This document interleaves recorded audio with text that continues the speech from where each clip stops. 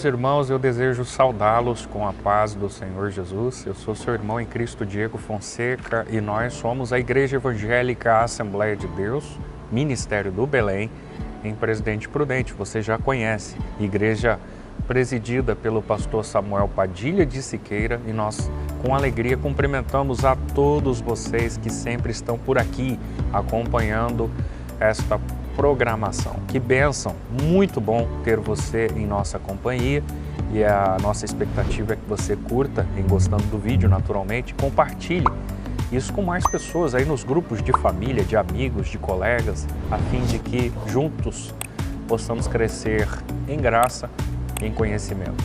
Lição de número 10, 4 de dezembro de 2022, lição que será estudada nessa data, a restauração nacional espiritual de Israel, é o título da presente lição. O textual está em Romanos capítulo 11, verso 26, que diz assim: "E assim todo Israel será salvo, como está escrito, de Sião virá o libertador e desviará de Jacó as impiedades." Verdade prática afirma: a chamada divina restauração tem a ver com o restabelecimento espiritual e social de quem se arrepende. A leitura bíblica não poderia ser diferente, Ezequiel capítulo 37, versículos 1 a 14. E para dialogar introdutoriamente o tópico inicial sobre o significado do Vale dos Ossos Secos, quero convidar o amigo pastor William Enoch. É contigo, pastor William. Meus irmãos, a paz do Senhor, Deus te abençoe, muito obrigado. Que bom estarmos juntos aqui, pastor Diego, mais uma vez, para estudarmos a palavra de Deus. Primeiro tópico sobre o significado de Vale de Ossos Secos. Eu digo sempre que a Bíblia, ela é fantástica, é fenomenal, é maravilhosa, ela é viva, é eficaz, é poderosa. Esse texto em específico é muito interessante, porque a princípio nós, ao olharmos para o texto de forma razoável, sorrateira, nós já imaginamos, né? Quem é que poderia, de repente, atribuir algum valor a um vale com ossos secos? A Bíblia diz que eles estavam sequíssimos. E veja, o profeta não diz como exatamente Deus levou até esse vale. Mas a expressão "e o Senhor me levou em espírito" é uma referência à forma, é uma referência à maneira de como Deus lhe entregou esses oráculos, essa palavra, ou seja, por meio de uma visão, como já havia acontecido antes. Ele foi conduzido em visão e foi colocado em meio de um vale que estava cheio de ossos secos, e eles estavam sequíssimos. Então não havia, aparentemente, uma possibilidade de qualquer reação aparente. E essa revelação é uma profecia que anuncia de antemão a restauração nacional de Israel depois de muitos e muitos séculos de dispersão entre as nações, seguida pela restauração espiritual. O significado disso. Versículos 11 a 14, Deus explica a Ezequiel o significado dessa visão. A palavra profética esclarece que estes ossos são toda a casa de Israel. Muitos dos dispersos haviam perdido a esperança. Eles já se sentiam totalmente destruídos. Os nossos ossos secaram. Essa expressão significa uma ruína definitiva. E pereceu a nossa esperança, nós estamos cortados. O discurso não diz quando os oráculos foram entregues ao profeta, mas com base no versículo 11, podemos afirmar que isso aconteceu logo que Ezequiel recebeu a notícia da destruição de Jerusalém e da destruição do templo. Se esse pensamento puder ser confirmado, isso significa que a dispersão já estava concluída, esse distanciamento, essa ruptura. Mas, em meio a toda essa dificuldade, em meio a todo esse aspecto, tem a promessa ou as promessas de Deus. O mesmo Deus que fez as feridas, Ele mesmo a ligará, capítulo 6 de Oséias. O mesmo Deus que advertiu o povo, ainda nos dias de Moisés, da diáspora em caso de desobediência aos mandamentos de Javé, também prometeu trazê-lo outra vez. A dispersão de Israel entre as nações é identificada com o vale de ossos secos da visão de Ezequiel. Essa visão serviu para aumentar a esperança de todo o povo durante os séculos de perseguições entre as nações na diáspora. Essa visão, ela vislumbra a restauração nacional, em seguida a restauração espiritual. Então, meu querido irmão, você que nos acompanha por aqui, em meio a esse cenário totalmente improvável, humanamente falando, impossível, de haver qualquer retomada, de haver então o restabelecimento daquele vale de ossos secos. E é uma referência bastante pertinente para que eu e você hoje possamos lembrar que as promessas de Deus, lógico que elas são condicionadas também a essa posição do indivíduo. Não posso ser leviano e dizer para você que se tiver promessa de Deus eu posso viver de qualquer maneira, que as coisas irão acontecer querendo o homem ou não. Não é bem assim. É condicionado assim a uma postura, a uma entrega, a um compromisso com Deus. Mas aqui nós estamos vendo que essa visão era já a promessa, a proeminente promessa de Deus de que Ele é o único, foi o único, seria o único capaz de reverter de uma vez por todas todo aquele problema e promover a restauração da nação, mas também toda a restauração espiritual. Muito bem, meus irmãos, estamos de volta para apresentar um diálogo sobre o tópico 2, sobre a dispersão dos judeus entre as nações. Nós temos alguns assuntos, a começar pelo primeiro deles, que apresenta a diáspora ou as diásporas de Israel e Judá. Assunto que você conhece, mas nunca é demais repetir, né? Tendo em vista que a repetição é pedagógica, isso vai fortalecendo o nosso entendimento, a absorção do conteúdo, esclarecendo ainda mais, ou dando luz ainda mais para determinados assuntos que ainda estão um tanto obscuros. Bem, com relação à diáspora, acho que a definição, por conta de por vezes ser explorada, já ficou clara para vocês. Mas é etimologicamente uma dispersão, né? Então, quando houver dispersões entre Israel e Judá? Bem, vamos começar por Israel. Depois da ruptura que houvera na nação, e aí a gente está falando de gestões que foram lideradas, né, sob o comando de Saul, Davi e Salomão em seu todo, depois daquela ruptura que se dera com Roboão, filho de Salomão, por conta da alteração de impostos, Jeroboão faz uma reivindicação, não é aceita, e posteriormente há então essa cisão. Nós sabemos que 10 tribos ficaram conhecidas como Reino do Norte, enquanto 2 tribos ficaram conhecidas como Reino do Sul. A Bíblia Sagrada discorre sobre isso nos livros históricos. Se você visitar Reis e Crônicas, você vai se deparar com essas informações. Isto posto, no Reino do Norte, historicamente, por incrível que pareça, nenhum monarca conseguiu se sair bem, né? E quando eu digo se sair bem, é porque o monarca, àquela altura, ele tinha, além de um papel político, um papel religioso. E todos os monarcas do Reino do Norte foram maus. Nenhum desenvolveu um trabalho brilhante depois dessa cisão. Consequentemente, em 722, eles foram invadidos pelos assírios. A liderança assíria trouxe para aquela terra, a terra de Samaria, que se constituiu agora como capital do Reino do Norte, povos de Ava, de Cuta, de Sefarvaim, e houver uma miscigenação, que nada mais é do que casamentos mistos. E a partir destes casamentos mistos, houver agora uma dispersão na própria originalidade daquele povo, além da inimizade com os do sul. Como você bem conhece, o capítulo 4 de João, Jesus chega no poço para pedir água para uma mulher. E ela diz para ele: como pode tu, sendo judeu, vir pedir água a mim, que sou mulher samaritana? Então esse era um outro problema em questão, além da dispersão que se dera com a invasão assíria. Já no Reino do Sul, isso também se sucede, aproximadamente um século depois. Em 605, nós temos as primeiras invasões babilônicas, sob o comando de Nabucodonosor. Possivelmente nessa data, os mais jovens foram levados cativos, entre eles Daniel, Misael, Azarias e Ananias, os então recebidos nomes caldeus, Sadraque, Mesaque e Abednego, para assumir departamentos na corte caldeia. 597.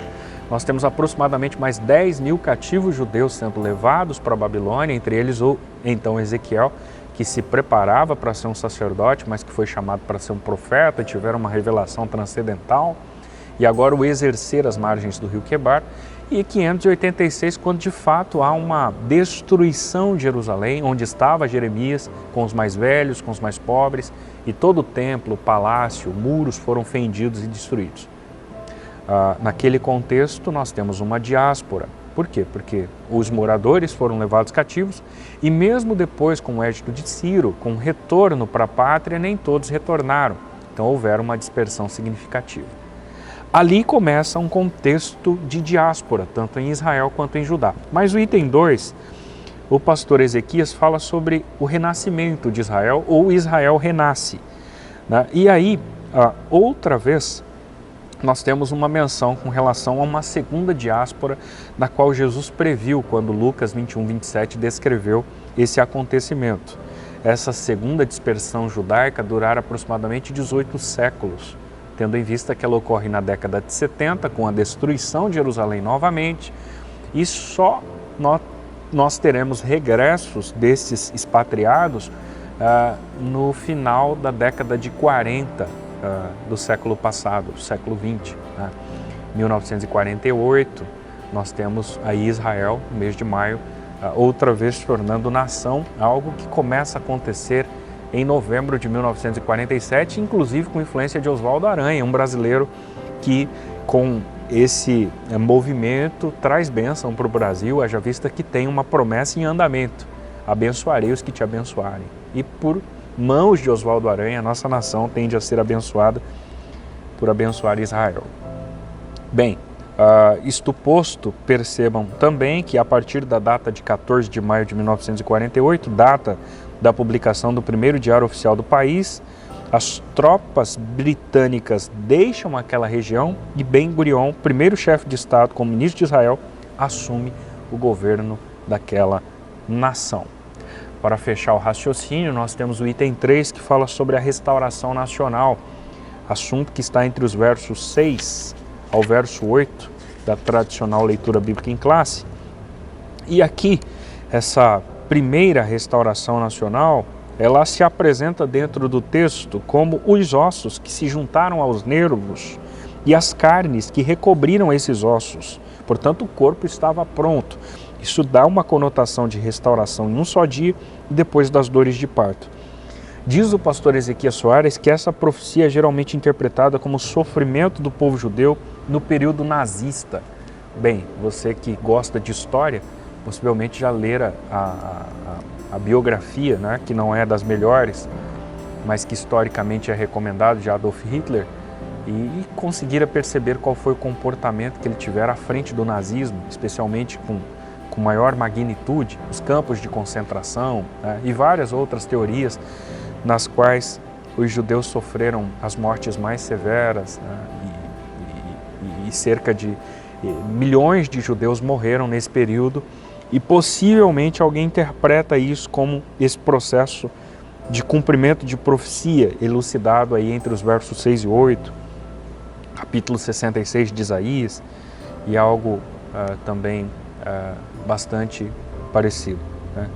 Dietrich Bonhoeffer também dialoga alguma coisa no livro que ele escreveu, O Discipulado, né, com outro viés, mas não deixa de trazer o contexto histórico do qual vivera nesse período nazista.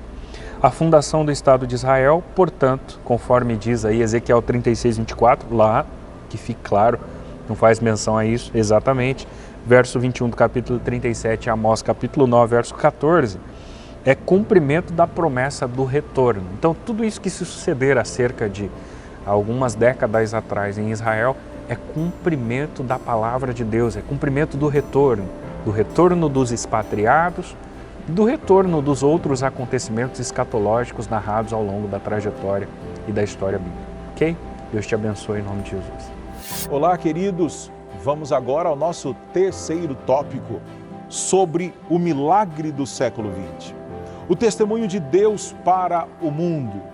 Israel é uma testemunha contínua de Deus sobre a terra. E as potências estrangeiras que levaram os filhos de Israel à diáspora, diz o profeta Jeremias, vão desaparecer da terra. Isso se cumpre hoje, mas a promessa garante a existência de Israel até o fim de tudo. Israel está aí, os ossos secos já reviveram. O corpo foi formado, mas não havia neles espírito, diz a palavra profética no versículo 8. É isso que falta hoje em Israel. Mas como está então hoje o atual cenário, o status de Jerusalém entre as demais nações? As potências estrangeiras pressionavam ou pressionam o governo de Israel sobre esse status de Jerusalém. Entre outras coisas, Israel é um estado soberano, isso acontece em 1948, foi uma nação reconhecida pelas Nações Unidas, depois de mais de 18 séculos de diáspora, mas está ainda sob pressão internacional. E Jerusalém continua sendo pisada pelos gentios, até que os tempos dos gentios se completem, como anunciou o Senhor Jesus em Lucas, no capítulo 21 e versículo 24. A restauração espiritual, quando o Espírito de graça e de súplica vier sobre os judeus, aí ocorrerá a restauração espiritual. A palavra profética vislumbra essa promessa. É o que falta no momento em Israel. Devemos amar o povo de Israel. Devemos orar pela paz de Jerusalém. Esse é o nosso dever como igreja. Essa é a nossa responsabilidade como cristãos. Orar, porque é uma promessa de Deus para Israel.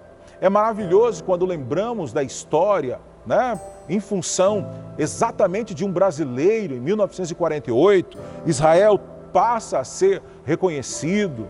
Então, quando a Aranha dá aquele voto de Minerva, aquele voto tão importante também para a nossa história.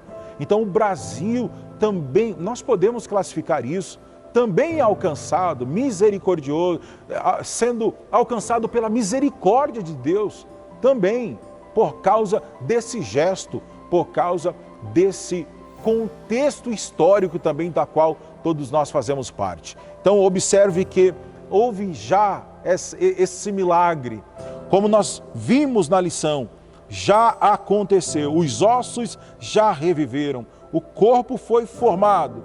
O que falta hoje é que a necessidade de hoje é então essa restauração espiritual.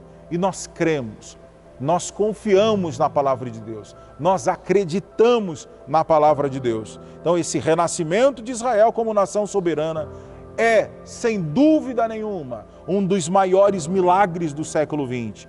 É, mais uma vez, a prova da fidelidade de Deus e a prova de que a palavra de Deus é verdade inquestionável. Ela é a inerrante e infalível palavra do Senhor nosso Deus. Que Deus te abençoe em nome de Jesus. Glória a Deus, queridos. Chegamos à conclusão da aula de hoje e nela a gente ressalta aquilo que foi explicitado durante os argumentos. Capítulo 37 do profeta Ezequiel, uma visão do profeta a respeito do vale de ossos secos que elucidou explicitamente, ipsis literis, a figura do povo de Israel. A essa altura, nós temos a ideia de um Deus compassivo, misericordioso, longânimo e amoroso, tendo em vista que, diante de um cenário extremamente fatídico, de um cenário funesto, tendo em vista que os ossos estavam sequíssimos, o Senhor reconstrói a história de Israel e reativa as promessas sobre eles deliberadas. Ao lermos a conclusão, nós percebemos que o pastor Ezequias faz menção a isso. Percebemos que Israel sobreviveu a todas as intempéries da vida e existe como nação soberana desde 1948. Nós estamos falando em 74 anos, se eu não estou equivocado. E aí, essa visão do Vale de Ossos Secos revela a situação dos judeus na diáspora e, ao mesmo tempo, anuncia de antemão o poder, misericórdia de Deus em restaurar o seu povo e transformá-los em uma nação soberana e poderosa no meio da terra. Deus tem esse poder e você não tem dúvidas disso. Poderão viver estes ossos? tu sabes, responde o profeta. Porém, vós, o meu espírito, diz o verso 14 do capítulo em questão, salvo engano, e vivereis.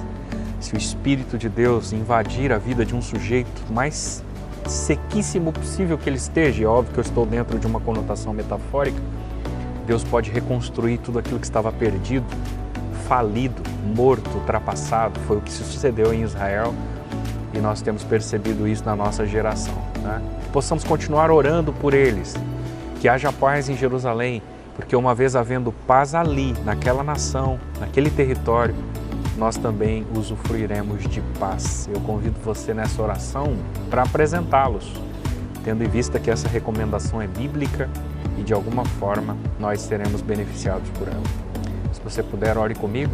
Amado Deus, obrigado por esse encontro, pelos meus irmãos que sempre nos acompanham, que assistem esta programação, que fazem as devidas anotações, apontamentos, recortes, indagações, aquilo que a gente diz, porque não somos dono da razão nem da verdade, mas que de alguma forma absorve aquilo que é compartilhado aqui. Obrigado pela vida do nosso presidente, da nossa supervisão, da equipe de cinegrafia.